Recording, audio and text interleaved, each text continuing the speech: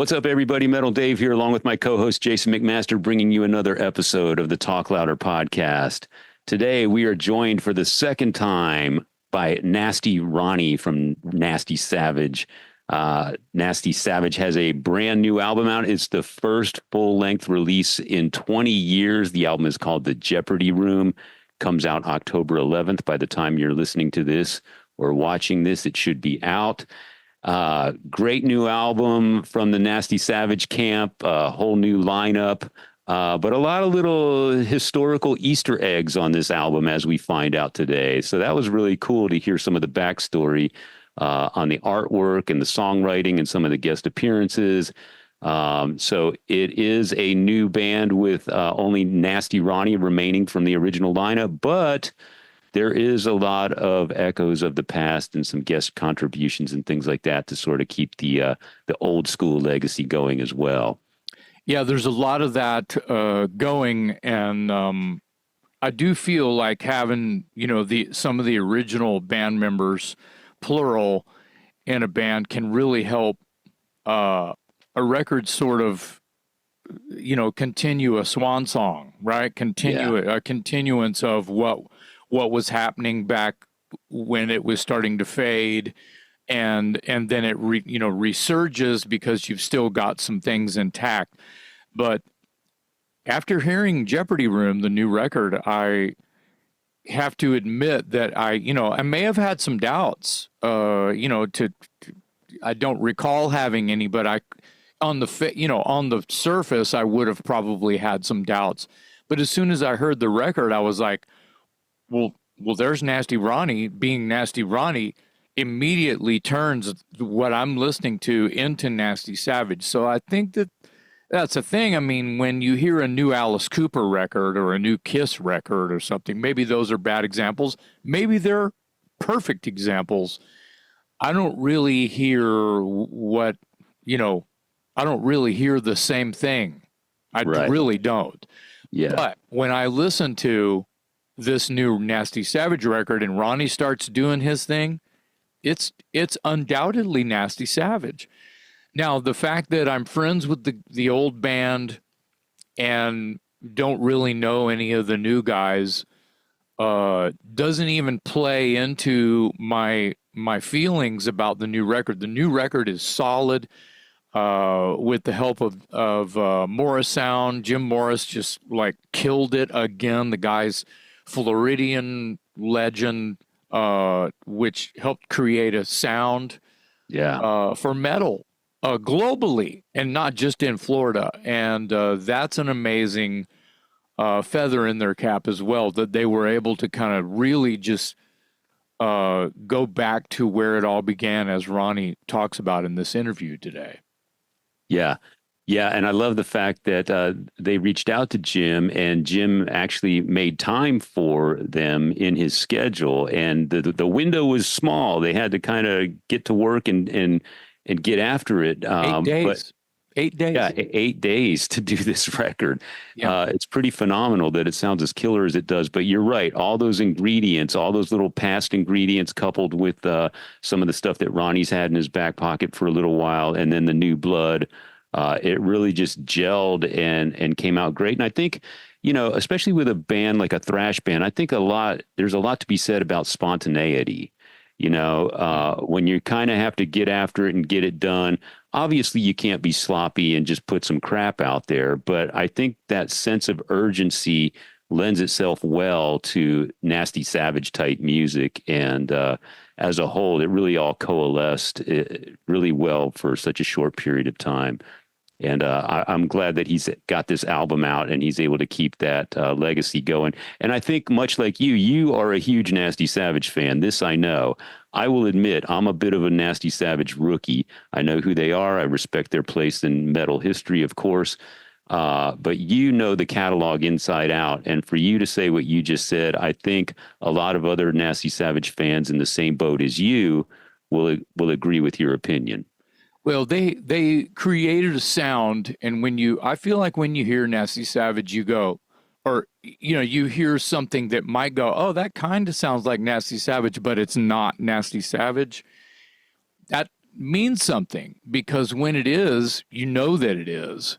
And I think Ronnie's signature um, personality, and he's a one of a kind. He's taken from all the big boys, but he's a fan of so many different things that some of it might not even be related to rock and roll or metal or thrash or whatever, to music at all. Yeah. He's talking about a show and comedians and animals and wrestlers. He's a big wrestler advocate, and freedom, and he's a Harley man, and so there's all these things, these layers of I'll just say, I was going to say Nasty Ronnie, but of Nasty Savage, that I think are part of the entertainment here. And they don't, if he takes some of those elements away, the whole sound of the project is completely missing what it needs. And he talks about all of this, and it's hard to get a word in sometimes when you talk to Ronnie, because he's just like this bleeding vein of like awesome. I mean, in this episode, we get to hear Nasty Ronnie we didn't even throw chum in the water. He just starts going. Yeah. And he was singing the songs, kind of. He was rapping out some of the lyrics to the new record. And it's a treat. It's a treat. Yeah, I love that point that you just made. He is one of those people where when you actually get to talk to him, like we have today on the show, and we've done in the past, we've had him on the show about 2 years ago. When you kind of get to know his personality a little bit, and then you listen to the music, the personality really shines through the music. And that's something you might not realize until you've actually had the opportunity to speak with him and get to talk to him a little bit. So I love your point that he's one of those singers that his personality really comes across in his music. And you don't really know that until you actually get to talk to him. But he's very excitable. His inspiration comes from everywhere. Everything is, over the top, bigger, louder, larger, and there's a lot of thought going on. And I love his sense of humor. I said when we had him on the show a couple years ago, I was expecting this, this drooling psychopath madman, and he comes across as he's a lot of fun, man. He's cool, chill dude, and I really like him. And I love the point that you made that, yes, his personality definitely shines through when you listen to it. He's got really good energy, and I think that he taps into it when he's on stage or when he's, cutting his vocals in the studio. And I just think that he's kind of like this slam poet, like he's this like hardcore poet. Who's bringing a reality check to every emotion that he's able to tap into with a title and a song and an episode that he's telling you about within a Nasty Savage song. Yeah. And when you talk to him, you get to see some of that a little bit, but it's not really the same, just to be clear. I mean, he's not, like I told you, he was kind of, performing some of the lyrics today, which was awesome. Yeah. But it's not like a Nasty Savage show, or it's not like listening to the record. That's when you want to listen to the record and you must see the band live to really feel what he's putting out there. He's self-admitted that he's not a musician. So that sort of backs up my slam poet. He's like a heavy metal poet. He's a hardcore rhymer. He is telling you, he's a storyteller, but he's getting inside of his head to create this character that becomes Nasty Ronnie for you and only for you, to take you on a journey. He's driving the boat, you're not. So, yeah. Great character. We did ask him if there's any plans to tour this album. And of course, the story, folks. It's a difficult time to tour. It's tough to keep a band on the road. It's very expensive. So for now, it's like select dates and festivals and that sort of thing. But hopefully this will turn into something a little more long term. Maybe we will get some dates in the future. But in the meantime, great new album, Nasty Savage. The album is called The Jeopardy Room. It's out now. Look for it. So happy to have him today. Nasty Ronnie on the Talk Louder podcast. Second time on the Talk Louder podcast. We appreciate that. Man, it's a pleasure, guys. And I really can't thank you enough for everything you do all the time for everybody and bands and metal and the movement of production, man. And Jason, you're just an iconic energy source for me to watch and learn from all the time. Well, thanks for saying that, man. Right back at you. It's kind of, there's one word that's just kind of hit me in the head right now, and that's about you, and it's unstoppable. I feel like you've just been unstoppable in whatever. I mean, you kind of take it. I feel like you just take it real. I could be wrong. It might be, your life might be tough, but I feel it just looks, you make it look effortless, and you make it kind of slide like it's an easy thing. I'm not saying that being a creator is an easy job. It's because it shouldn't be a job. It shouldn't feel like work, right? But you just make everything look like it was there the whole time, if you know what I mean. And that's a dance, and you're really, really good at it. So you inspire me too. Unstoppable, you are. Well, you know, we have history, brother, from the first time we played the Consolidated Arts Warehouse in Houston, Texas.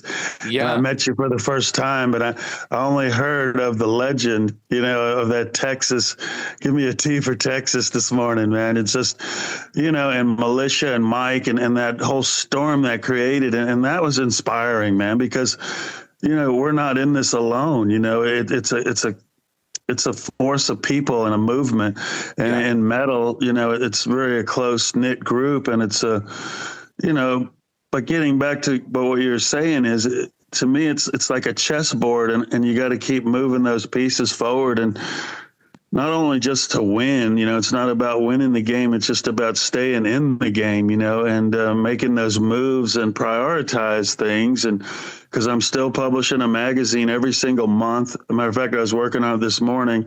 I'm in my 250th edition of Born to Ride magazine. Damn. So I'm still grinding with that. I did 1,340 TV episodes, which I took the TV show off the air.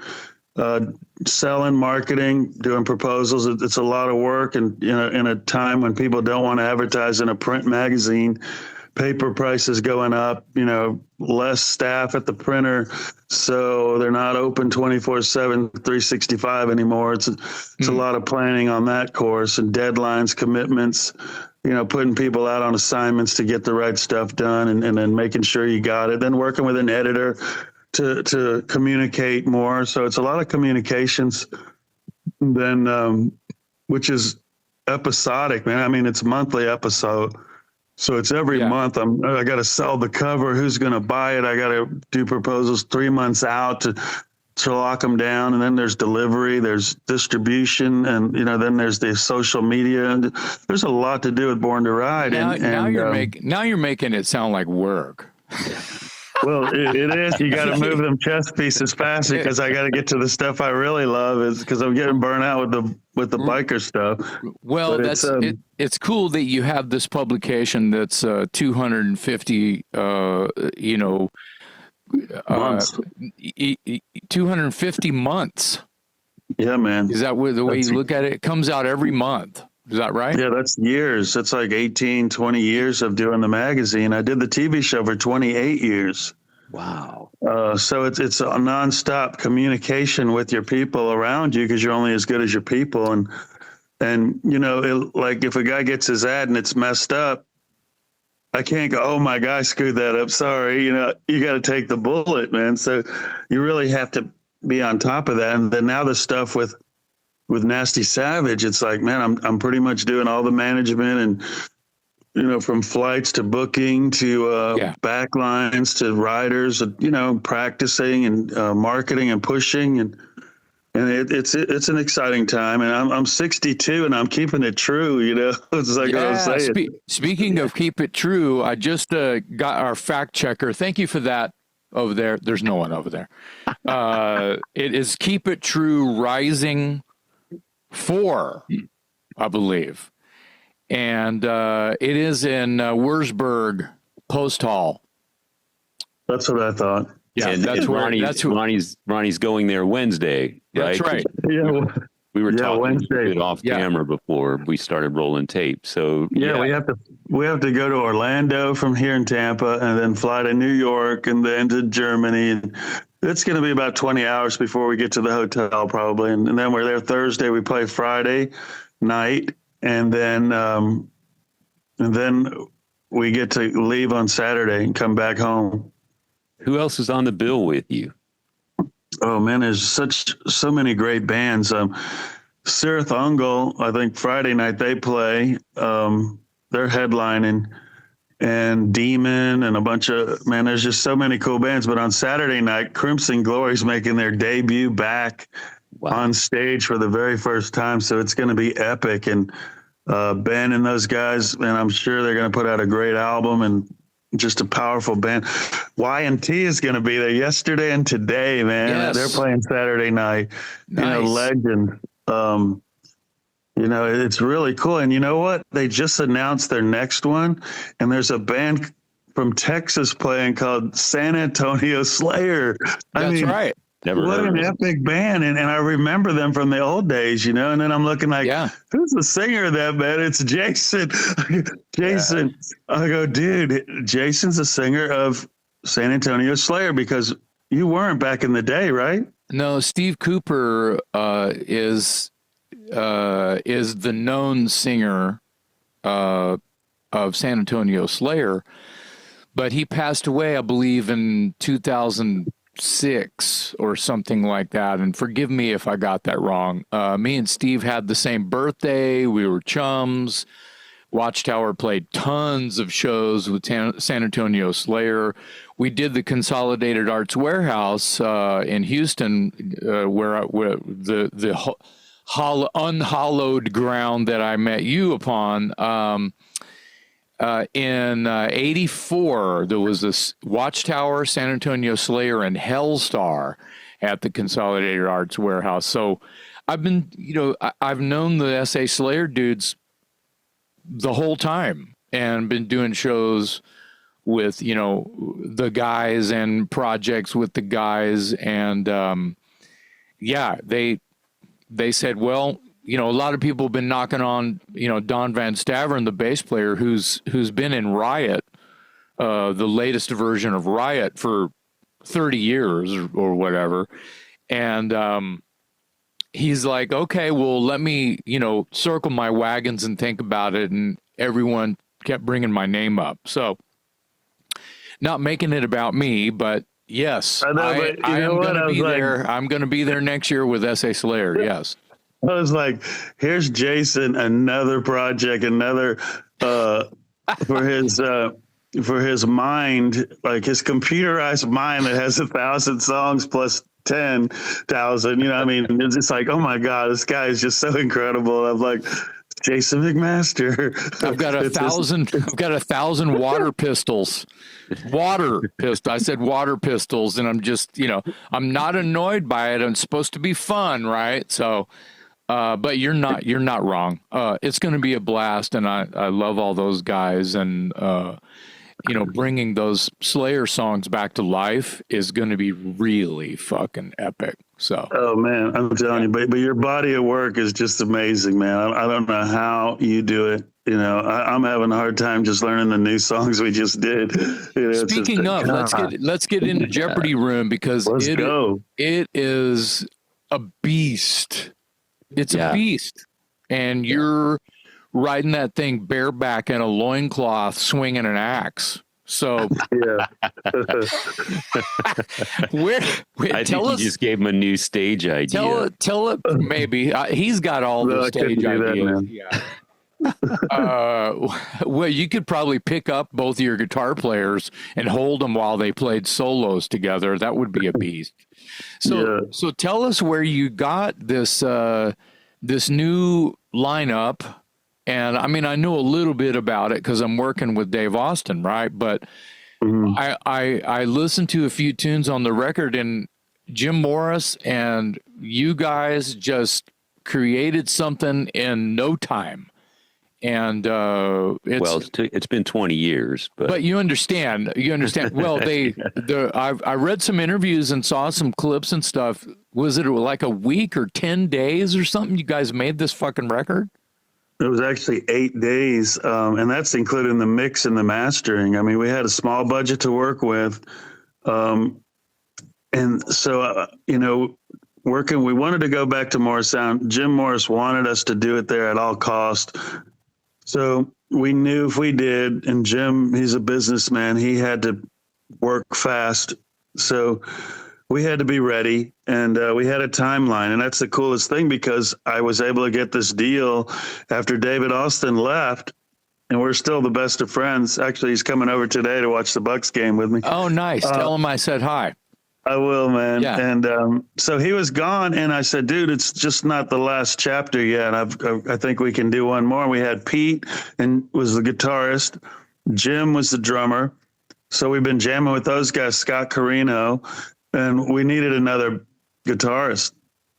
So I asked Pete, I said, who do you have? And he said, I got this guy, David Orman, who played with us in Contorted back in the day, like 10 and 12 years ago. So we called Dave. He lives in Alabama, and he agreed, learned the songs. I came down and we played a one live show in Chicago or somewhere. And then, we started jamming and doing shows, doing more shows, because we get these promoters calling, wanting to do shows. So we were carrying that torch. And then I started, we were told Ron will never do another album. It's never going to happen, because we've been talking about it for 20 years. And I knew this guy, Frank, had the record company, already signed Siren. He's a big Savage fan, and he's in Germany, but he has a house in Port Charlotte, and he has a Harley. And he'd come up, and I'd always take him, we'd meet up, and we'd go riding, and I'd take him to the back roads of Florida and the phosphate mines, and just some really cool long days. And so this time he was coming up, and I said, dude, okay, just spend the night at my house, and, we'll get up and go in the morning. We'll ride out early. So he comes over, I make him this big breakfast and shit. And I go, Frank, we should just do another Nasty Savage album. And he's like, oh, that sounds great, Ron. Let's do that. So I go, all right. So we go riding, and we're on the other side of the state. We're at a Beef O'Brady's for lunch, and we take out a napkin, and the story about writing the ideas down and the contract on a napkin. And that's pretty much what we did. We agreed to it, and I was able to tell the guys, we're doing a fucking record, man. We're really going to do this. And we have a timeline to be done by October, because we're going to play this, Keep It True, and they're going to celebrate the album and the band, and it's going to be released. And so we're like, wow, we have to do this. So we started writing songs and everything. And at the same time, Scotty, our bass player, going through back problems, and he just wasn't all there, man. Mm-hmm. And he bowed out right when we were getting ready to sign a record deal, and we had to go to 2 Minutes to Tulsa to a show. So I'm like, oh shit, we need to find another bass player. And I put out a thing on Facebook. I said, hey, who's the hottest bass player in town for a project that I have? I didn't say it was Nasty Savage. And James Murphy from, James Murphy's played in Death and Obituary and Testament. He messaged me and said, hey, call Kyle Sokol. And I go, cool. I go, do you have his number? He gave it to me. I called Kyle. So he's like, oh, hell yeah, I know who you are, man. I'm a big fan of Nasty Savage. He's the bass player also for Nocturnus. And he was just going on tour with this band Astronomica in Greece. So he had to learn the live set, because when he came back, we only had 3 days before he went to Tulsa to really give him he did come over to Pete's one day to try out. We had another guy try out. And I said, Pete, whenever you see this guy, and he's probably going to be the guy. And Pete goes, yeah, he's the guy. So we said, yeah, you're in the band. He came back. We went to Tulsa, played. He's a big, tall guy. And just plays his bass real high, and he's really got a lot of movement. And the coolest thing about Kyle is he was actually a captain in the U.S. Army, so he's regimented. He's got his act together. He's strategic. You know, he's just professional. So he delivered. Then we went into the studio, and he was kind of went on that tour and everything. Came back, had to start learning the songs for the studio. So he actually was almost learning the songs in the studio with Dave Orman. You know, so Dave was showing him. So it was crazy, man. So they did the drums 1 day and a half, I think. And then we did the rhythms, did the leads. And all of a sudden, I'm getting anticipation. I'm getting anxiety. I'm nervous. Oh, no. I'm like, oh, my God, it's coming to me now. It's like 20 years. I'm just going to wake up tomorrow morning and go, so I'm going to go to the studio and do vocals today. I'm like, oh, my God, this is really happening. So I went in and did my vocals in a day and a half, man. And then after that, Wow. we didn't even get a rough mix. We waited another week to go in and mix because Jim didn't want to give us a mix because we'd have 100 different changes, you know? Yeah. So we were like, damn, man. I was able to get a few videos in the studio of when we went to tape and stuff, but that was about it. So when we went in for the mix, we really didn't have a lot to change, a few things, but Jim was buzzing through it, man. And, you know, there's some things on there I would have changed, but I think because we did it so fast, and Jim also is like the sixth member. You know, we have a song called The Sixth Finger, but Jim Morris is not only an engineer, he was a producer for us. And we needed that because we're in so good hands with Morris Sound. And if the record sounds good, it's because of that quality of Morris Sound recording studio. And that's something you can't fake. You know, you can have a great production and shitty songs and everything could suck. But when you have a good production, that's the first thing that they say, oh, it's a good production. So we have that. And it's really amazing that, that everything happened like it did, man. It's just like, wow, we just went in there and busted it out. Yeah, you did. I was going to ask you why now after 20 years? And the story you just told, it sounds like a lot of the pieces just happened to fall together and then you got it done in short order. But I mean, is it safe to say a lot of this was sort of bubbling under the surface, just waiting for the right pieces to come together? Because, I mean, you did that in really quick. And so I'm assuming you might have had some lyrics laying around, some song ideas laying around, and you kind of had to fast track it to get in the studio and get it down on tape. Yeah, I mean, that's a good question. But how I do it is when you're a word, I mean, I'm not a bird man. I'm a word man. So I'm always getting words. I'm always getting rhymes. I'm always getting content of ideas and concepts and cool titles. And I put them in this big book, you know, with all my notes and shit. And even from the last album, I still have notes I didn't use and stuff. So I'm always researching. I knew one day I'm going to, because it's like poetry to me. It's like real reality of life. It's psychological, philosophical. It's what we live with. It's almost like when you look on Facebook and you see death, but you see birth, you see life, you see death, you see joy, you see sorrow. And it's what I wanted to write about is a lot of reality of life stuff. So I had titles, you know, and I'd have a list of like 20 killer titles, and then I'd narrow them down to like 5 or 10 or whatever. So then the writing process was Dave was in Alabama. He wrote 4 songs. Pete wrote 4 songs. They're both sort of like Ben and Dave. They complement each other, where Dave had his style. Dave has this style. He could even play like Al Di Meola and shit if he wanted to. So he's really versed in music. Pete's a shredder, and he's more like Ben was kind of. So they each complimented each other, and they wrote their own songs. So I'd get with Pete. I said, so I'm not a musician to write music. I'd have to inspire and tell these guys. I said, look, I just want you guys to take this to another level, man. We can't go back in time. We can't change the past. I mean, we can respect it, but man, make it like, you know, the $6 Million Man, bigger, faster, stronger. You know, I just wanted to do stuff like, give me some ka-chunk stuff and, you know, some really cool stuff. and maybe stuff we've never used or had before. I wanted to have that maybe a little more simplistic, maybe a little more accessibility, maybe, you know, maybe something that people would understand a little easier. So they knew they had big shoes to fill.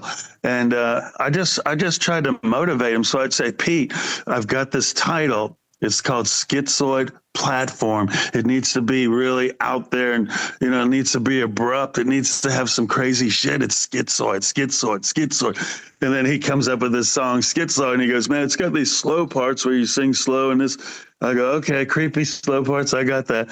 So, you know, and then David, I'd say, Dave, I have this song.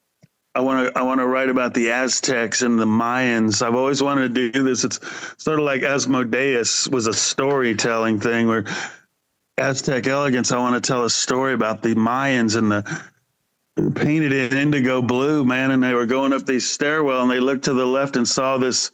They didn't know where they were going, but they got taken from their tribes. They're going up the stairwell, and they look to the left, and there's a mural on the wall with these guys in painted indigo blue getting their hearts ripped out. And just then they felt the horror of what they were about to do. They were about to get sacrificed, man. It's like, I wanted to captivate all that. And there's a movie, Apocalypto. I had Dave Orman watch that. And I said, I want this kind of creepy guitar thing slow at the beginning, maybe like Spanish guitar, because it's like Mayans. He goes, they didn't have guitars back then. He goes, what are you talking about, Spanish guitar? I go, well, you know. So then he comes up with that eerie intro, and I said, dude, that is just perfect. So what would happen is Dave would send me a song on Messenger, and then I'd have him say, okay, man, I want you to tell me when stop and sing, and tell me when's the best place to come in. And then once I got that, I'd take my notes from that song. I'd have a couple of paragraphs of notes and words and sayings and researchability stuff. And then I would write the song out to the music. And that's when I really put it together. I have them all in my head and on paper, but I really put the word line by line by line in with the music. And I did the same thing with Pete. Pete would send me his songs. We never practiced. I never practiced with the band or sang one note before we went into the studio, because I was writing right till the end. I was going to ask that. I mean, you weren't playing any of these new birthings, new Nasty Savage at these shows you've been doing periodically, you know, Legions of Metal or the Mexico City thing, or there was nothing. And so this was like out of nowhere. I mean, yeah, you were staying busy with the resurgence of Nasty Savage by playing festivals and gigs here and there. Yeah. But there was nothing new on stage happening yet. Not one new song, huh? Well, we've been playing the Sixth Finger, and it's instrumental, and that was, we were even playing that before with David Austin. Then we stopped playing it for a while because Dave didn't want to play it, and then once Dave left, I said, we're bringing that back to the, you know, because it's instrumental. I don't have to sing that song, so I can get to relax. Yeah. And then right after that, we would go into You Snooze, You Lose, when the TV shit happened. So I get my mind right before that. So we've been playing that, and believe it or not, it was a marketing thing. Why I wanted to play that, because it was a proven fact that Nasty Savage had new music. So people were catching that, and we got a lot of reviews saying, man, this new record with the new lineup. It was important to build that up like a foundation. So it kind of was a get ready for this shit. Here's a sample of it. And that, you know, a lot of people were saying that a lot of energy, the music, blah, blah, blah. It helped in the marketing aspect of it. And then, of course, we always play Witch's Sabbath from day one, and that's on the album as well. Yeah. Yeah, you're answering all my questions without me even asking them. I was going to ask about the Sixth Finger being an instrumental, and earlier when you said, you know, that this album came together really quickly, I was curious if that was if it was written as an instrumental, or if it was a case of, well, the music's great, but I don't have the lyrics, and we're at the 11th hour. Let's just call it an instrumental. I mean, that's a good question, because they told me, they go, man, this could have lyrics in it. This could have lyrics. I go, no, man, let's just do an instrumental. It's not complicated like Question Mark or Horizontal, but it's powerful. And I think that simplicity of everything we're doing now is more impactful at this time in our lives. But it really highlights the guys, and I love there's a spot where the bass just busts out and does the thing, and just Yeah. So we were playing that. It was a conceptual thing the whole time. It was meant by me to not do lyrics to it. So we had 4 from Dave, 4 from Pete. We had the instrumental, and then we brought back Witch's Sabbath to make it a total of 10 songs for the album. Let's talk about the title track. Title track, Jeopardy Room. Let's talk about that. Where'd that come from? How'd that come together? Well, why is it the title track? Well, it's like our love's in jeopardy, baby. That song. Oh yeah. So it's like Jeopardy, man. I think in this time in our lives and relationships, we have a little bit of jeopardy going on. We could be driving to work in the morning. You're in jeopardy inside that cage, trying to get over with your blinker on. No one's letting you in, and beating the time clock to clock in, man, to work another 40 hours to get paid again, to pay the bills, to do everything that we have to do. So it's the Jeopardy room. We're inside this room. Open the door. Oh, there's something there. Open this door. It's a schizoid platform. Open the other door. You're inside this room, man. It's like, it's a Jeopardy. And it's just like, I don't want to be negative about it, but it's something to watch out for. It's like, we had indulgence, abstract reality, penetration point. Now it's time for some Jeopardy. And I actually got the title from a Twilight Zone episode, cool. Jeopardy Room. And it's nothing to do with the song. It's just the title that I took from it. Yeah. And, it's got a broad outlook if you really look into it deeper. But, it's just something that I came up with, simple understanding, or maybe not understanding, but you're inside the Jeopardy room, and you just got to figure out how to get out of the room and how to survive the room and how to deal with the room. And that room is where you guys are sitting right now too, just doing a show. You're in jeopardy of making it all happen. And, it's about love, hate, birth, death. It's all there inside the Jeopardy room. Yeah, you don't ever really know what you're walking into until you're in the Jeopardy room. I get it, dude. Yeah, well, I love it. Who wrote the tune, and why is it the title track? The title track, we came up with the name before the song. I just said, we're going to call it Jeopardy Room. And actually, I'll give you a real backstory real quick, is I had to do a few things to make this legit, because I'm the only guy standing on this island holding this flag with Nasty Savage on it. I'm the only member. And I'm at a crossroads, man. I'm like, how are we going to fill the shoes of a guy like David Austin and Ben and Curtis, the drummer? And, it was 20 years ago, and there's still OG people out there who demand proper etiquette when you do stuff like this. And I'm like, you know what? We're on that Jeopardy. We're in jeopardy with that. So I'm like, I've got to come up with a few concepts here. One is we're going back to Morris Sound to keep it real, where it all began, where everything started with Jim Morris at Morris Sound Recording. People will go, oh, Morris Sound, okay. Then I had to come up with a concept for the cover, and I'm sitting in the studio, I'm like, in one of the 8 days, and I'm like, dude, what are we going to do for the cover? I go, I got to Google Vandekar. So I kind of Googled him. He's been dead for 38 years. So I'm like, somebody answered me back, and it happened to be his grandson. And he said, oh, I still live here at the house, Ron. I know who you are.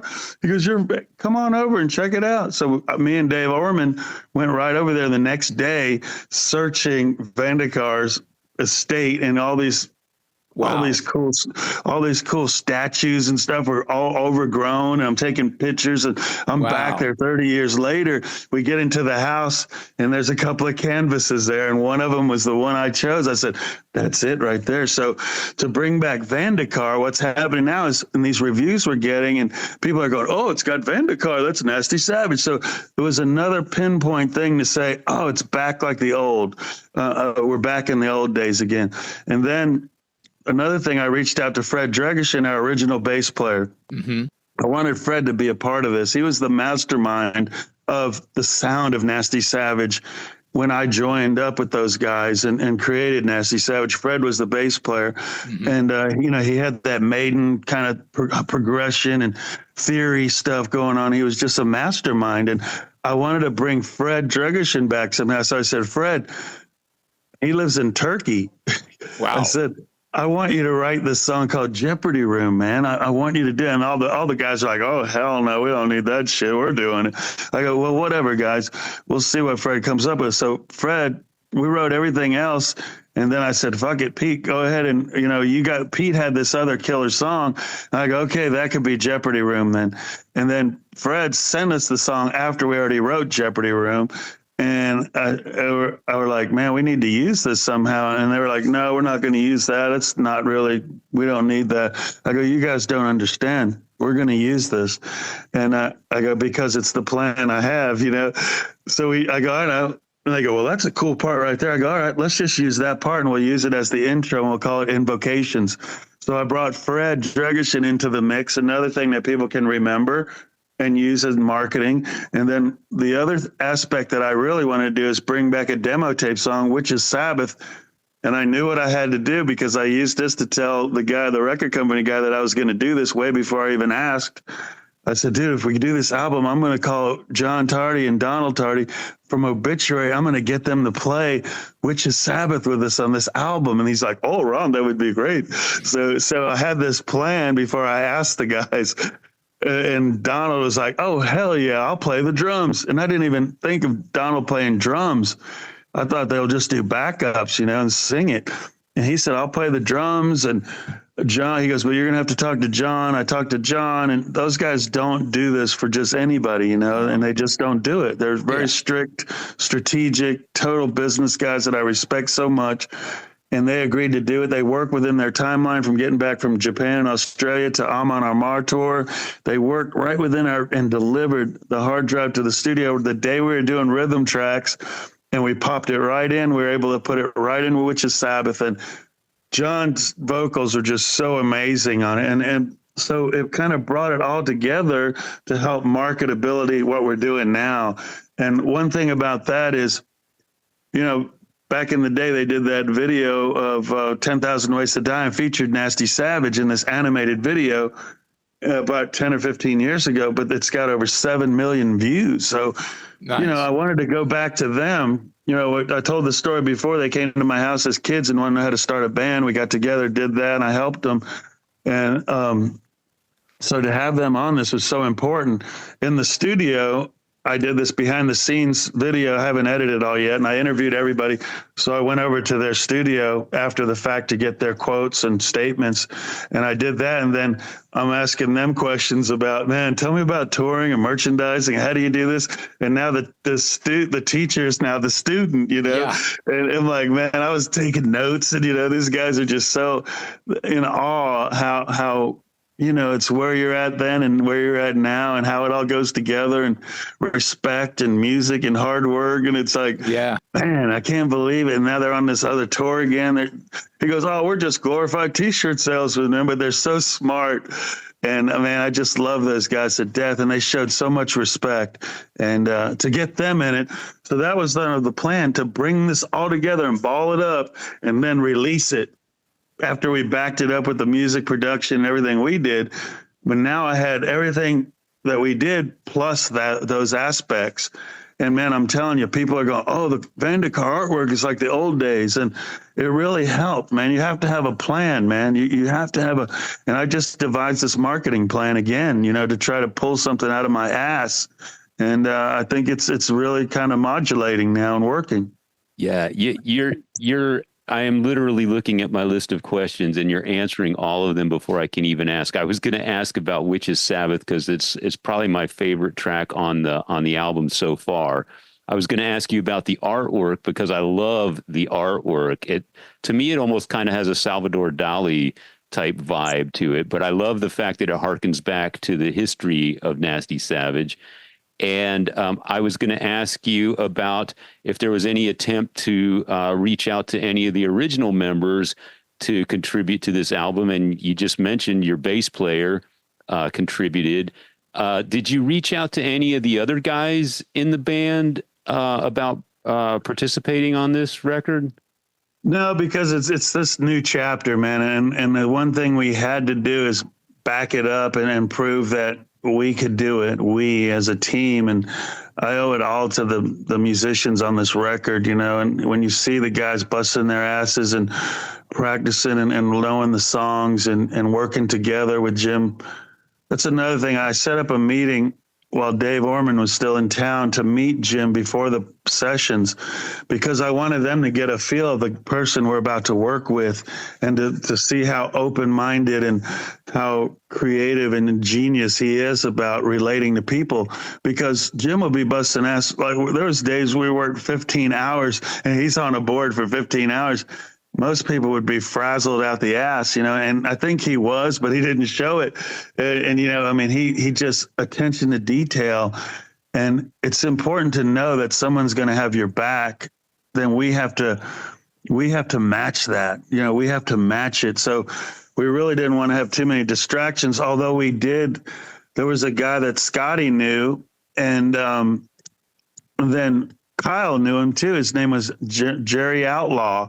And Jerry Outlaw is a wicked guitarist who played with Savatage and John Oliva after Chris Oliva died. So this guy was a real wicked guitarist, and he said, dude, if you need any other lead solos, I'd be happy to. And we didn't really think about it. And then I talked to Dave and Pete, and they were like, yeah, man, that'd be cool. We'd like that. So Jerry Outlaw came in and did a cool solo on Brainwasher, Schizoid, and one other song, and he just blew us all away. He just came in and knocked him out, and didn't take up a lot of time. You know, he took care of business, and he's a legendary guy, really. I mean, if you play with John Oliva, and you know, that's pretty damn powerful, and we're honored to have him on this record. Wow, man. Yeah, you've got Florida royalty on there, man. Yeah, yeah. You mentioned earlier that you're a word guy and you're constantly collecting titles and things and jotting things down in your notebook. And I love this because I'm a word guy myself. My background is in printed journalism. And when you were talking about producing the magazine, my head was just spinning because I know exactly what you're talking about. But one of the titles on the album that, you know, I just totally caught my attention is Southern Fried Homicide. Southern Fried Homicide. Where did that come from? That has to be something you heard one time and wrote it down, and you've just been waiting to use it. Yeah, you know, that was actually when they came in later, and I'm trying to think where I heard it, but I think I was just rhyming some words together, and I came up with Southern Fried Homicide. And it's funny because I'd always talk with David Austin and say, Dave, I got this title for a record, and he'd give it a thumbs up or thumbs down, and like, oh, that's great, I love it. And David loved Jeopardy Room, David Austin. And actually, we were doing demos. We tried to do a demo sometime before all this happened, while Dave was still in the band, but we never finished it. And Dave loved that title, Jeopardy Room. So I was like, wow, that is a cool. But when I said I got this song title called Southern Fried Homicide, he was like, oh, that sucks. So I'm like, Scotty didn't like it either. I'm like, I love that fucking title, and it's going to be on this album. So when I heard the music that Dave Orman wrote, that rhythm, man, it's almost like an Exodus sound. Like, it's like, dude, I love this. It's like, I can't believe they had to die. Southern Fried Homicide. Her disguise, I see eyes, higher desire, evil believer, Satan's myths, the art of the teacher, terrified genocide. You know, it's just like, I was rhyming, man. It was like busting some rhymes out, and it just felt so good, you know, like, I think I love that song. Yeah, shit, yeah. I think that I think that the titles and asking, you know, a room full of people that even people you respect, and you get thumbs ups and thumbs downs or whatever. I feel like, and I'm not blowing smoke up your ass, it really is about what you're going to do, because they don't have any context. They're missing out the Nasty Ronnie-ness of what's going to happen when you rhyme with Southern Fried Homicide, because you turn it into a Nasty Savage song.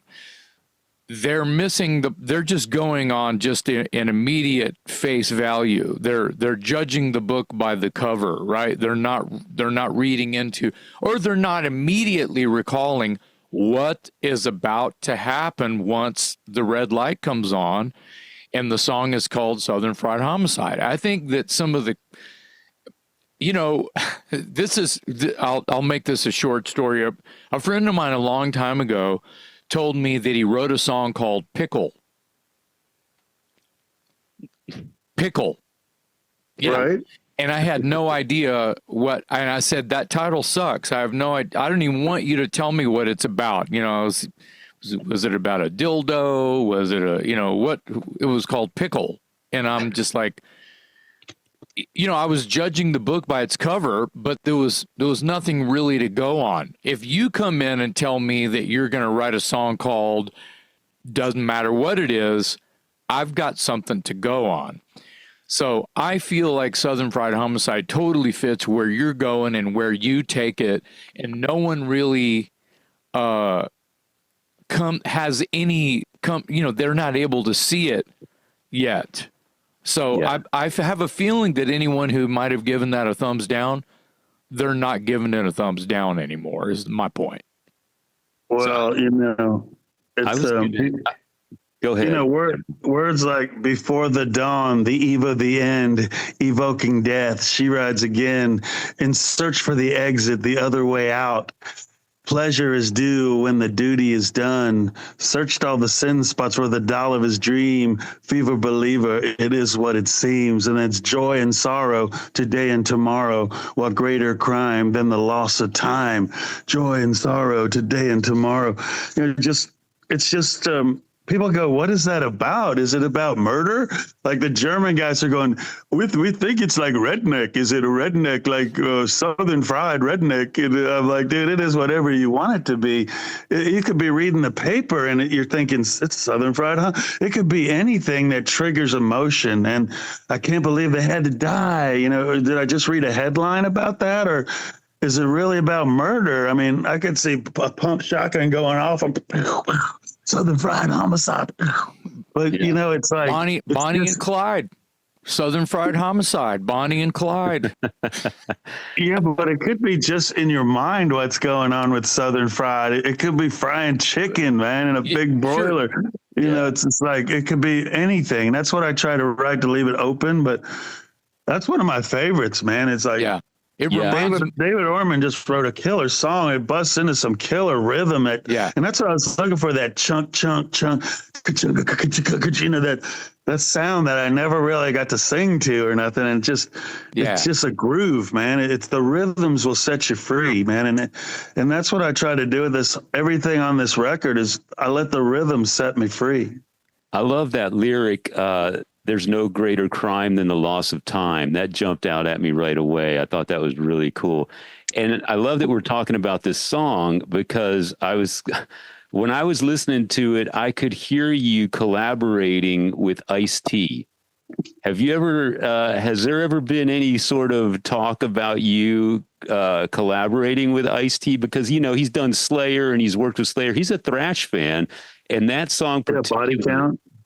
Yeah, Body Count. Yeah, that song in particular, Southern Fried Homicide. I'm listening to it, going, I could hear Ice-T singing this with you.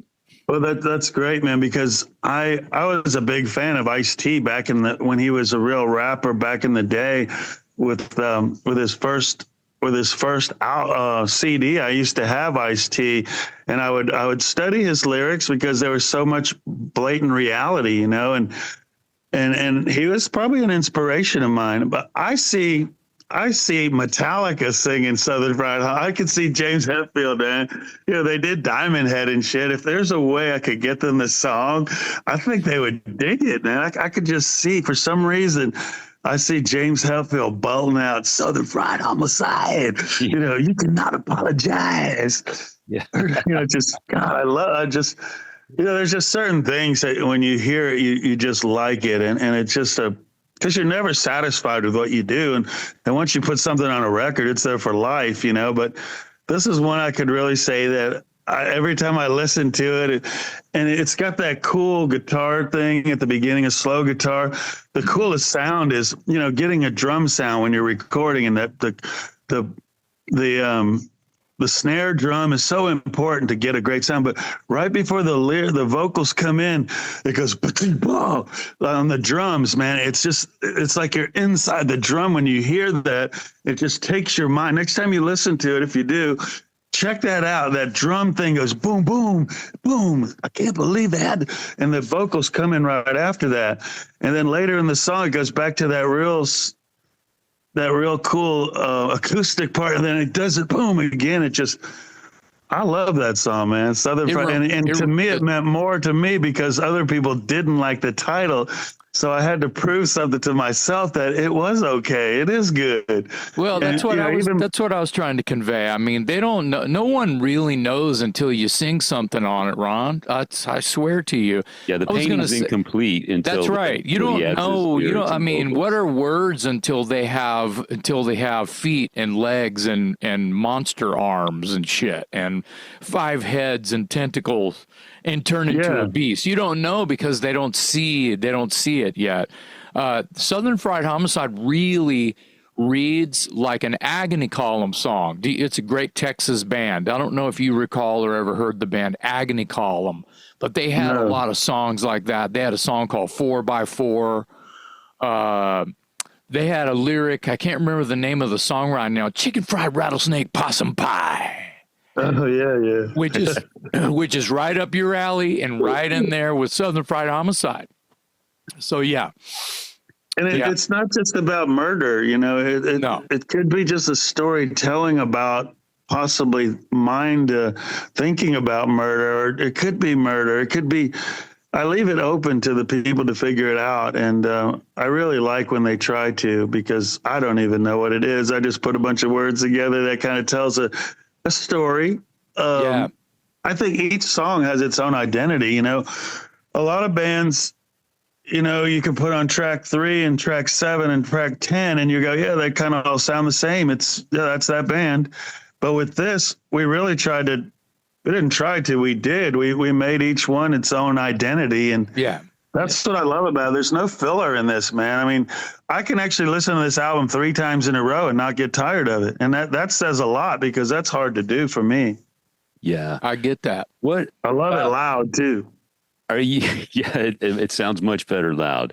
Hell yes. Do you have plans to tour this album? I know you're going to keep it true here next week, but what about a stateside tour? I know you were just in San Antonio as part of some sort of metal festival, and you have strong roots in San Antonio. A lot of my San Antonio brothers love Nasty Savage.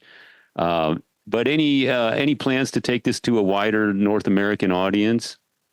Well, I mean, at 62, keeping it true, you want to do it. And I'm talking to like booking agencies, which we've never had, management people, and maybe other record companies and stuff. So it's like, you got to take it in perspective. We are playing Hell's Heroes coming up in March in Texas, and I'm talking to somebody about next year at the Alcatraz Festival in Belgium.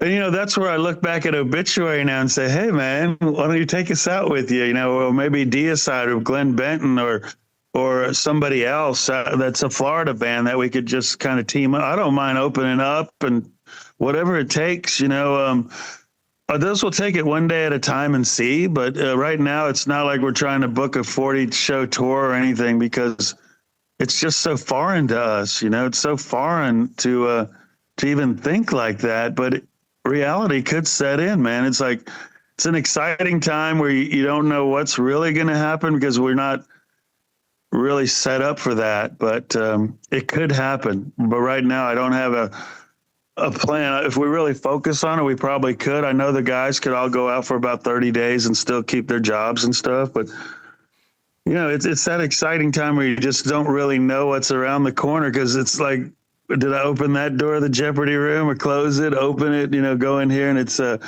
a different song name, and it's a different whole Satan's, the sainted devil, is he in that room, or is it Operation Annihilate, or is it Blood Syndicate? It's all these different concepts that we could do down the road. And right now we just have to handle what's today, and that joy and sorrow today and tomorrow, it has meaning, man. It's like, make the most of your life, people.